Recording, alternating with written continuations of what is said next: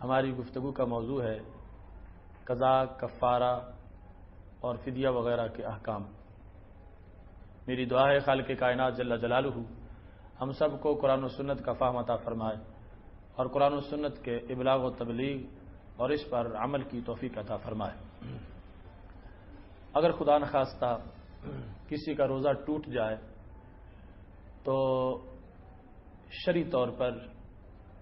اس پر کیا چیز لازم آئے گی، اس سلسلہ میں شریعت مطہرہ میں تفصیلی احکام موجود ہیں۔ ہمیں ان کو سامنے رکھ کے ہی اپنے نقصان کو پورا کرنا چاہیے، چونکہ یہ ضروری نہیں کہ جب بھی روزہ ٹوٹے تو اس کی وجہ سے کفارہ لازم آ جائے۔ بعض صورتوں میں کفارہ لازم آتا ہے اور بعض صورتوں میں صرف قضا سے ہی گزارا ہو جاتا ہے۔ اس سلسلہ میں ایک بڑا جامع قانون ہے، اس کو پیش نظر رکھتے ہوئے آپ خود اپنی مختلف صورتوں کا حکم معلوم کر سکتے ہیں۔ روزے دار کے بدن میں جو چیز داخل ہوتی ہے، دیکھیں گے کہ وہ کسی عادی راستے سے داخل ہوتی ہے یا غیر عادی راستے سے داخل ہوتی ہے۔ عادی راستے مثلا منہ کا راستہ ہے، کان کا راستہ ہے، اس طرح انسانی بدن میں یہ عادی راستے ہیں۔ غیر عادی راستہ جس طرح کہ کسی کو کوئی زخم ہو جائے، زخم کے ذریعے سے کوئی چیز اس کے بدن میں داخل کی جائے یا اور کسی طرح چیر پھاڑ کر کے کوئی چیز اس کے بدن میں داخل کی جائے، تو یہ دو صورتیں ہیں، دونوں کا حکم جدا جدا ہے۔ پھر جو چیز بدن میں داخل ہو رہی ہے اس میں بھی تفصیل ہے، یا تو وہ مصلح بدن ہوگی یا مصلح بدن نہیں ہوگی۔ مصلح بدن کا مطلب ہے جو بدن کی اصلاح کرے۔ تو بدن کی اصلاح کرنے والی جو چیزیں ہیں وہ دو طرح کی ہیں، یا تو غذا ہے یا دوا ہے۔ جس چیز کا تعلق بھی غذا کی کیٹاگری سے ہوگا یا دوا کی کیٹاگری سے ہوگا، وہ چیز بدن میں جائے گی تو بدن کے لیے مصلح ہوگی، اور جو دوا یا غذا نہیں ہے اگر وہ چیز بدن میں داخل ہوگی تو وہ غیر مصلح بدن ہوگی۔ ایسے ہی انسانی بدن میں داخل ہونے کے لحاظ سے پھر دو صورتیں ہیں، یا تو انسان خود بخود اس کو اپنے بدن میں داخل کرتا ہے، یا پھر کوئی دوسرا اس کے بدن میں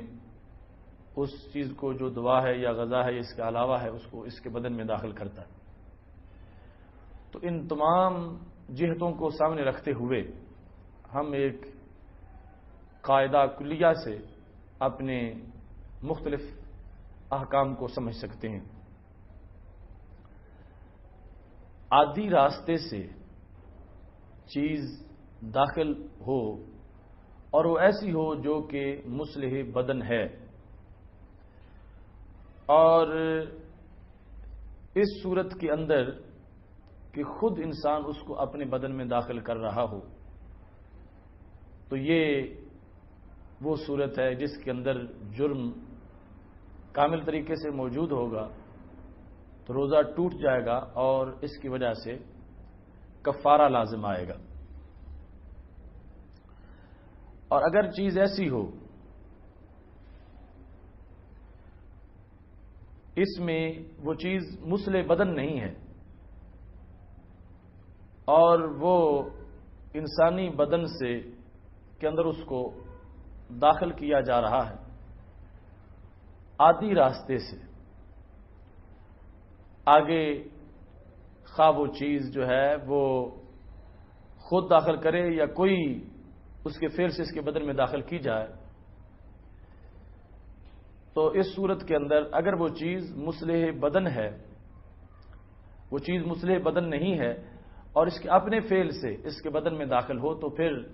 روزہ ٹوٹ جائے گا، اور اگر غیر کے فعل سے داخل ہو تو پھر روزہ نہیں ٹوٹے گا۔ تو اس واسطے کفارہ تب لازم آتا ہے جب مکمل جرم پایا جائے، تو مکمل جرم جو ہے وہ تب پایا جائے گا جب منہ کا راستہ اختیار کیا جائے اور منہ کے راستے سے جو چیز ہے وہ دوا یا غذا والی اس کو استعمال کیا جائے، اس کی وجہ سے کامل جنایت موجود ہوگی اور روزہ ٹوٹ جائے گا، اور روزہ ٹوٹنے کی شکل میں بندے پر کفارہ لازم آئے گا۔ اور اگر ایسا مسئلہ ہو کہ چیز جو ہے وہ مصلح بدن نہیں ہے، اگر جو اس کو منہ کے ذریعے سے استعمال کیا جائے اور انسان خود بھی استعمال اس کو کر رہا ہو، تو پھر بھی جنایت جو ہے وہ کامل درجے کی موجود نہیں ہوگی، جرم کامل نہیں ہوگا، اس وجہ سے وہاں پر روزہ تو ٹوٹ جائے گا مگر کفارہ لازم نہیں آئے گا، صرف قضا لازم آئے گا۔ تو اس واسطے یہ ایک اہم قانون ہے جس کو پیش نظر رکھتے ہوئے دیکھنا چاہیے کہ چیز کا تعلق دوا یا غذا سے ہو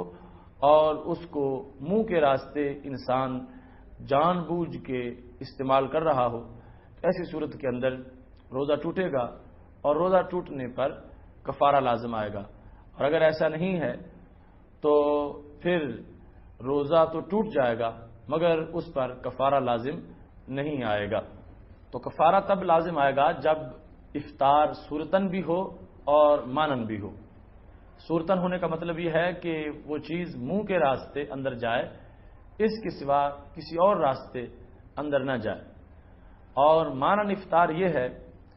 کہ وہ چیز ایسی ہو جس کا تعلق دوا سے ہو یا غذا سے ہو۔ تو پھر مجموعی طور پر یہ پتہ چلا کہ منہ کے راستے اگر انسان جان بوجھ کے خود کوئی ایسی چیز استعمال کرتا ہے جس کا تعلق دوا سے ہے یا غذا سے ہے، ایسی صورت میں اس کا روزہ ٹوٹ جائے گا اور اس پر کفارہ لازم آئے گا۔ اور اگر کسی نے اس کو جبراً اس کے منہ میں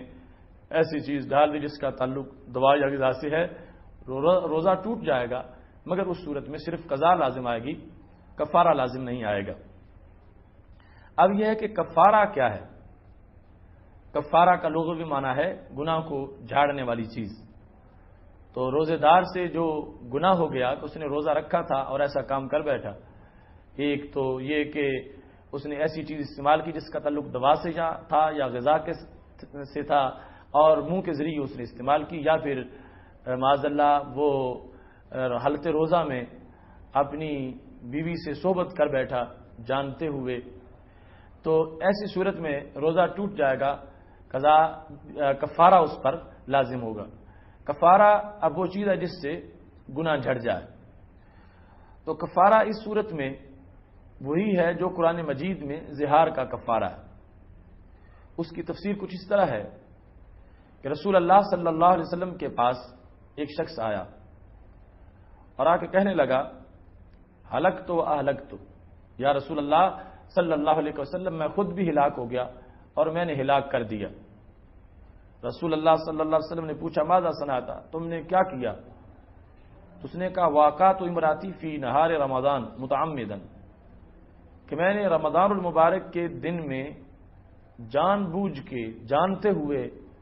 اپنی بیوی سے صحبت کی ہے، جس کی وجہ سے میں نے اپنے آپ کو بھی ہلاک کر دیا اور اس کو بھی ہلاک کر دیا۔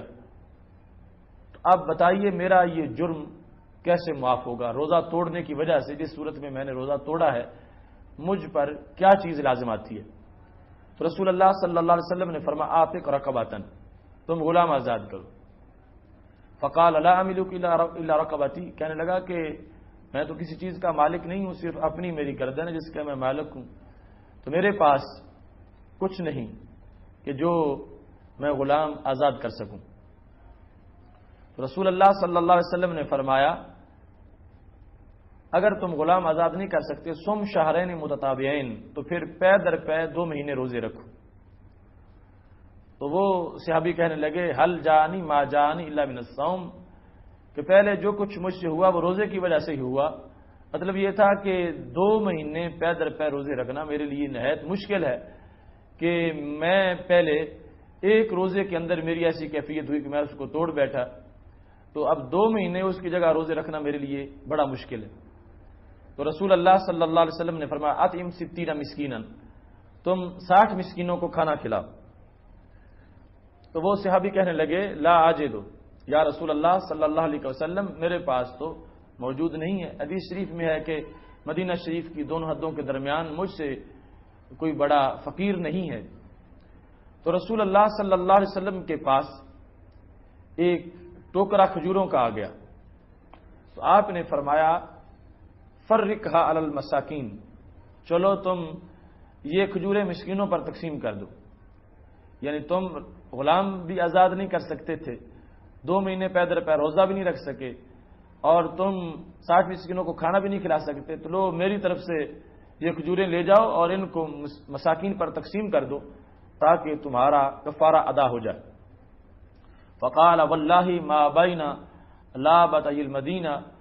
احد احوج منی، وہ صحابی کہنے لگے یا رسول اللہ صلی اللہ علیہ وسلم مدینہ شریف کی جو دونوں حدود ہیں ان کے درمیان، یعنی مدینہ شریف کے جو ارد گرد 2 میدان ہیں سنگریزوں والے، ان کے درمیان جتنی بھی آبادی ہے مدینہ شریف کی، کوئی بندہ ایسا نہیں ہے جو مجھ سے اور میرے اہل و عیال سے زیادہ محتاج ہو، تو سب سے زیادہ میں محتاج ہوں۔ آپ یہ کھجوریں فرما رہے ہیں کہ جا کے مسکینوں کو تقسیم کر دو، تو یہ سب سے زیادہ حاجت تو مجھے ہے۔ تو رسول اللہ صلی اللہ علیہ وسلم نے ارشاد فرمایا کل انت وعیالک، تم کھا لو اور تمہارے گھر والے کھا لیں، کل کھا لو تم اور تمہارے گھر والے، اسی سے تمہارا کفارہ ادا ہو جائے گا۔ فرمایا یجزی کا ولا یجزی احدم بعدک، یہ تمہارے لیے تو کفایت کر جائے گا، تمہارے بعد کسی کے لیے یوں کرنا جائز نہیں ہے۔ تو اس حدیث شریف سے یہ بات ثابت ہوئی کہ رسول اللہ صلی اللہ علیہ وسلم کا دریا رحمت جوش پہ تھا، تو اور کسی کے لیے یہ جائز نہیں ہے کہ اس 3 کفاروں کے بعد کوئی چوتھی صورتحال اس کے لیے ہو کہ وہ اپنی طرف سے ان کو مفتی جو فتویٰ بتانے والا ہے، جواب دینے والا ہے، وہ کھجوریں دے اور پھر وہ اپنے گھر ہی رکھ لے، یہ کسی اور کے لیے جائز نہیں۔ یہ رسول اللہ صلی اللہ علیہ وسلم کو جو اللہ تعالیٰ نے اختیار بخشا ہے، یہ اس کا مظہر تھا کہ نبی اکرم صلی اللہ علیہ وسلم کے پاس جس وقت اس شخص نے دیکھا کہ دریائے رحمت جوش میں ہے تو وہ سہولت مانگتا گیا اور نبی اکرم صلی اللہ علیہ وسلم اس کو سہولت دیتے گئے۔ تو یہ صرف ان کے ساتھ خاص ہے اور کسی کے لیے یہ جائز نہیں ہے کہ وہ کھجوریں اس کو کوئی دے اور وہ بھی مسکینوں کو کھلانے کی بجائے وہ خود ہی کھا جائے اور کفارہ بھی ادا ہو جائے۔ یہ رسول اللہ صلی اللہ علیہ وسلم کی رحمت کا بہت بڑا نظارہ تھا۔ لیکن اس حدیث شریف سے یہ تو ہمیں پتہ چل گیا کہ اس میں کفارہ کیا ہے اور اس کی ترتیب کیسے ہے۔ اگر کوئی شخص روزہ توڑ دیتا ہے ان شرائط کے ساتھ جن کا پیچھے ذکر کیا گیا، یعنی اس نے دوا یا غذا کا استعمال کیا اور منہ کے راستے سے کیا اور جان بوجھ کے کیا، تو ایسی صورت میں اس کا روزہ ٹوٹے گا اور کفارہ لازم آئے گا۔ اور دوسری صورت جو ہے وہ ہم بستری کی ہے۔ تو ان صورتوں میں جو کفارہ ہے اس میں ترتیب ہے، سب سے پہلے تو اس کے پاس غلام ہو تو غلام آزاد کرے، اگر غلام آزاد نہیں کر سکتا تو پھر اس کے لیے ہے کہ وہ 60 روزے رکھے، یعنی 2 مہینے پے در پے۔ اس میں تتابع ضروری ہے، اس میں وہ تفریق نہیں کر سکتا کہ ایک دن رکھے ایک دن نہ رکھے، یہاں تک کہ اس نے اگر 59 روزے رکھ لیے تھے اور 60واں رکھنا تھا کہ اس نے 60واں روزہ جو ہے وہ مؤخر کر دیا تو پھر اس پر لازم ہو جائے گا کہ وہ نئے سرے سے روزے رکھے۔ اس واسطے 60 روزے جو اس نے رکھنے ہیں ان کے اندر انقطاع نہیں آنا چاہیے، مسلسل یکے بعد دیگرے بغیر ناغے کے اس کو 60 روزے رکھنے ضروری ہیں۔ اور اگر ایسا وہ مریض ہے، کمزور ہے، لاغر ہے کہ اتنے روزے وہ نہیں رکھ سکتا تو پھر اس کے بعد یہ حکم ہے کہ وہ 60 مسکینوں کو کھانا کھلائے۔ یہ نہیں ہو سکتا کہ روزہ توڑے اور کہے کہ 60 مسکینوں کو کھانا کھلا دیتا ہوں، ایسا معاملہ نہیں ہے۔ کچھ لوگ اس ترتیب کو ذہن میں نہیں رکھتے اور ٹھیک ٹھاک سے مند ہوتے ہیں، روزہ توڑ دیتے ہیں اور سمجھتے ہیں یہی ہے کہ 60 مسکینوں کو کھانا کھلانا پڑے گا۔ تو یہ تب ہے جب روزہ رکھنے کی خود طاقت نہ ہو۔ جس وقت خود روزہ رکھنے کی طاقت ہے تو پھر لازم ہے کہ وہ 60 روزے رکھے گا تو پھر ہی ایک روزہ توڑنے کا کفارہ جو ہے وہ پورا ہوگا۔ ایسی صورت کے اندر کہ جس وقت اس نے کوئی چیز استعمال کی جس کا تعلق دوا سے نہیں تھا یا غذا سے نہیں تھا، مثال کے طور پر کوئی کنکری وہ کھا گیا ہے، اب اس میں اس کا روزہ تو ٹوٹ جائے گا، مگر روزہ ٹوٹنے پر کفارہ لازم نہیں آئے گا، بلکہ صرف قضا اس کے لیے کافی ہے، کیونکہ یہ کامل جرم نہیں ہے، اگرچہ منہ کے راستے سے اس نے استعمال کیا مگر کھانے پینے والی چیز نہیں تھی، دوا یا غذا نہیں تھی۔ ایسے ہی اگر اس نے اب کان کے ذریعے سے دوائی کے قطرات جب اندر گئے تو روزہ تو ٹوٹ جائے گا مگر کفارہ لازم نہیں آئے گا، کیونکہ یہ کامل جرم نہیں، بڑے درجے کا جرم نہیں، اور کفارہ تب لازم آتا ہے جب افطار صورتن بھی ہو مانن بھی ہو۔ صورتن یہ ہے کہ چیز کا استعمال منہ کے راستے سے ہو، مانن یہ ہے کہ وہ دوا یا غذا ہو، اور کان میں یا ناک میں جس وقت وہ دوائی ڈال رہا ہے یا سر کے زخم میں جو کہ دماغ تک دوائی پہنچ رہی ہے، تو اس میں اگرچہ وہ چیز مسلح بدن ہے جو بدن میں جا رہی ہے، مگر جس رستے سے جا رہی ہے اس رستے سے جو افطار والا معنی تھا کامل وہ نہیں پایا جاتا، اس واسطے کفارہ اس پہ لازم نہیں آئے گا اور قضا سے کام چل جائے گا۔ جو شخص رمضان المبارک میں بیمار ہو اور اس کو ماہر طبیب نے یہ کہا ہو کہ اگر یہ روزہ رکھے گا تو مرض بڑھ جائے گا اور مرض مہلک ہے، اس صورت کے اندر اس کے لیے جائز ہے کہ وہ روزہ نہ رکھے اور ان دنوں کی بعد میں جا کر قضا کرے، یعنی جس وقت رمضان المبارک گزر جائے تو بعد میں وہ ان دنوں کی قضا کرے جن دنوں کے وہ روزے نہیں رکھ سکا جب وہ بعد میں صحت مند ہو جائے۔ اور اگر ایک شخص مسافر ہے تو سفر اس کا اتنا ہے، یعنی شرعی مسافت کا تقریباً وہ 92 کلومیٹر کے قریب ایک سائیڈ کا، تو ایسی صورت کے اندر اس کے لیے جائز ہے کہ روزے کی رخصت کر سکتا ہے، لیکن اس میں افضل یہی ہے کہ اگر روزہ نقصان اس کو نہیں دیتا تو وہ روزہ رکھے، جس طرح کہ آج بڑا باسہولت سفر ہے، آسانی سے ہو سکتا ہے، اس میں اس کے لیے کوئی پرابلم نہیں ہے روزہ رکھنے کے اندر، اگر وہ روزہ رکھ لے تو زیادہ اچھا ہے، لیکن اس کے لیے یہ چھٹی ہے کہ وہ اگر روزہ نہ رکھنا چاہے تو نہ رکھے، مگر اس پر قضا لازم ہوگی کہ جب رمضان کے دن گزر جائیں گے تو جتنے اس نے چھٹی کی ہے اتنے روزے اس کو رکھنے پڑیں گے۔ اگر کوئی شخص مریض تھا اور صحت مند نہیں ہوا یا مسافر تھا اور ابھی اس کو وہ دن قضا والے نہیں ملے کہ وہ فوت ہو گئے، مریض فوت ہو گیا اور مسافر فوت ہو گیا، اس صورت میں ان پر قضا لازم نہیں آئے گی کیونکہ انہوں نے قضا والا وقت ہی نہیں پایا۔ اب اگر وہ صحیح ہو گیا جو مریض تھا یا مسافر جو تھا وہ مقیم ہو گیا تو پھر ان پر قضا جو ہے وہ لازم آ جائے گی، اور وہ اقامت اور صحت کے اندازے کے مطابق، مثال کے طور پر اس کے 10 روزے رہتے تھے بیماری کی وجہ سے، رمضان کے بعد وہ 5 دن ہی صحت مند رہا ہے تو 5 روزے اس پر لازم ہوں گے، اور ایسے ہی اس نے سفر کی وجہ سے روزے کی رخصت کی تھی اور رمضان کے بعد وہ 3-4 دن ہی رہا، اس کے بعد فوت ہو گیا، تو جتنے دن وہ مقیم ہوا ہے اتنے دنوں کے لحاظ سے ہی اس پر قضا لازم آئے گی۔ باقی یہ رمضان المبارک کی جو قضا کے روزے ہیں ان کے لیے یہ شرط نہیں کہ ان کو پے در پے رکھا جائے، ان کو تفریق سے بھی رکھا جا سکتا ہے، یعنی ایک دن رکھے ایک دن نہ رکھے، یہ سب اس کے لیے جائز ہے، اور اسے ضروری ہے کہ جتنا جلد ہو سکے ان کو قضا کیا جائے، اور اگر ایسا ہو کہ اس نے بھی قضا نہیں کیے تھے روزے اور پھر نئے رمضان کا وقت آ گیا ہے، تو اب جب نیا رمضان آ گیا تو اس کے دنوں کے اندر یہ قضا کے روزے نہیں رکھ سکتا، ان دنوں کے اندر رمضان المبارک کے ہی روزے رکھے جائیں گے، جو اگلا رمضان آ گیا ہے وہ گزر جائے گا تو اس کے بعد اس کے لیے قضا جائز ہے۔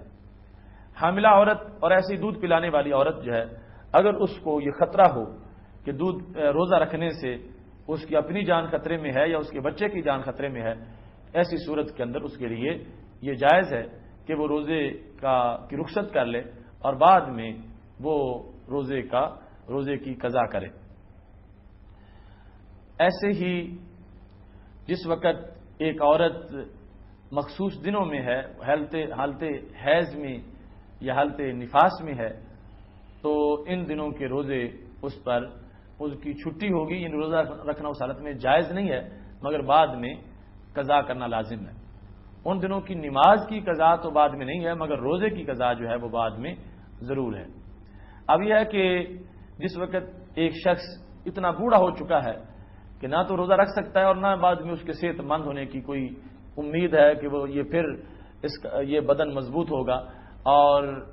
صحت مند ہو کے روزہ رکھ سکے گا، تو ایسے ہی مذکورہ صورت کے اندر جس پر روزہ تھا مگر وہ رکھ نہیں سکا اور دنیا سے چلا گیا، تو اس کے ورثاء پر اگر وہ ورثاء کو وصیت کر جائے گا تو فدیہ لازم ہے۔ یہ شیخ فانی کا فدیہ یا ویسے جو فدیہ ہوگا وہ کتنا ہوگا، اس کا ذکر اس طرح ہے کہ 2.25 سیر گندم کی قیمت جو ہے وہ ایک روزے کے فدیہ کے طور پر دی جائے، تو اس طرح یہ فدیہ ادا کیا جائے گا شیخ فانی کا، وہ خود دے دے یا اس کی طرف سے اس کا کوئی بیٹا دے دے، اور جو فوت ہو جائے اور اس پر رمضان کی قضا بھی لازم تھی اور اس نے وصیت کر دی ہے، تو اب اس کے ولی پر لازم ہے، اس کا جو وارث ہے، کہ وہ اس کی طرف سے ہر دن کے بدلے میں 2.25 سیر گندم یا اس کی مالیت دے دے۔ ایسا نہیں ہو سکتا کہ کوئی بندہ نیابتاً کسی کی طرف سے روزہ رکھنا شروع کر دے، کہے کہ میرے والد صاحب کے روزے رہ گئے تھے، وہ فوت ہو گئے اور میں ان کی طرف سے روزہ رکھوں۔ ایسا کرنا جائز نہیں ہے، کیونکہ یہ بدنی عبادت ہے اور محض بدنی عبادت میں نیابت جائز نہیں ہوتی۔ رسول اللہ صلی اللہ علیہ وسلم کا فرمان ہے، لا یصوم احد عن احد ولا یصلی احد عن احد، تم میں سے کسی کے لیے یہ جائز نہیں ہے کہ وہ کسی اور کی طرف سے روزہ رکھے، اور کسی کے لیے یہ جائز نہیں وہ کسی اور کی طرف سے نماز پڑھے، ورنہ بڑے بڑے مالدار لوگ اپنی طرف سے روزہ رکھنے کے لیے مزدور رکھ لیتے اور نمازیں پڑھنے کے لیے اپنے لیے کارکن رکھ لیتے، مگر شریعت مطہرہ نے اس کو ناجائز قرار دیا ہے۔ تو روزے کے بدلے میں ولی جو ہے وہ اپنے فوت شدگان کے لیے خود روزہ نہیں رکھ سکتا، جو ان پہ فرض تھا اس کی صورت میں فدیہ ہی ادا کیا جا سکتا ہے۔ میری دعا ہے رب ذوالجلال ہم سب کو ان مسائل پر عمل پیرا ہونے کی توفیق عطا فرمائے۔ وآخر دعوانا ان الحمد للہ رب العالمین۔